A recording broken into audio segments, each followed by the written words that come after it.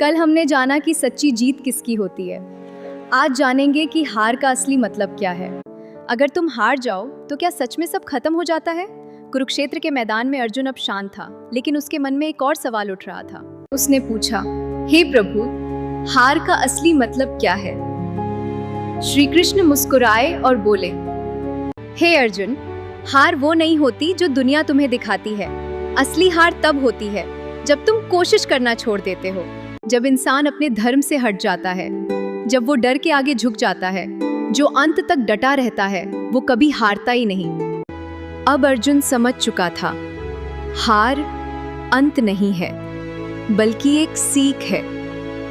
हार वो नहीं जो तुम्हें गिरा दे, हार वो है जो तुम्हें उठने से रोक दे। अगर डर हर कदम पर रोक दे तो क्या कभी आगे बढ़ पाओगे? कुरुक्षेत्र के मैदान में अर्जुन अब समझ चुका था, लेकिन उसके अंदर एक चीज अभी भी बाकी थी, डर। उसने पूछा, हे प्रभु, इस डर को कैसे हराऊं? तब श्री कृष्ण ने शांत स्वर में कहा, हे अर्जुन, डर बाहर नहीं होता, डर तुम्हारे मन के अंदर होता है।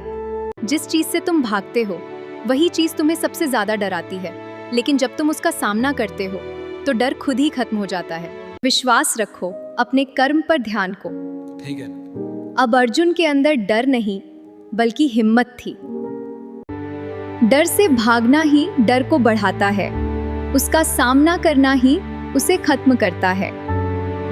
अगर मन ही काबू में ना हो तो क्या इंसान कभी जीत सकता है?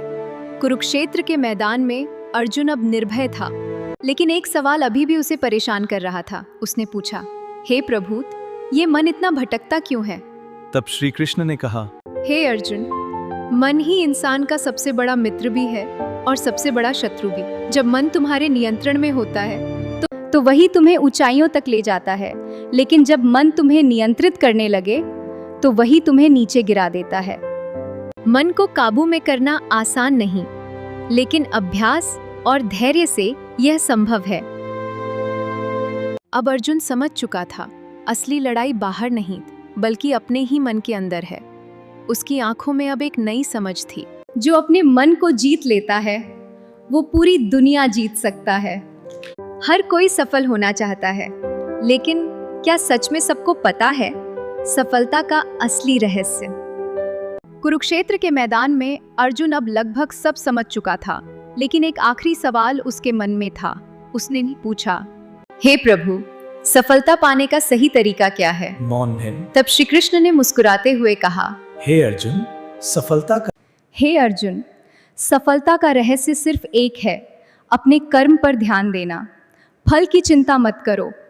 जब तुम बिना लालच के पूरी मेहनत और सच्चाई से काम करते हो तो सफलता अपने आप तुम्हारे पास आती है। कृष्ण ने आगे कहा, जो फल के बारे में सोचता है वो रास्ते में ही हार जाता है, लेकिन जो सिर्फ कर्म करता है वही अंत में जीतता है।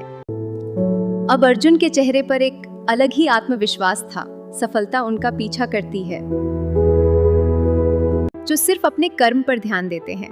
अब जानेंगे अगले भाग में जीवन का असली उद्देश्य क्या है। जय श्री कृष्ण। हॉबदेव।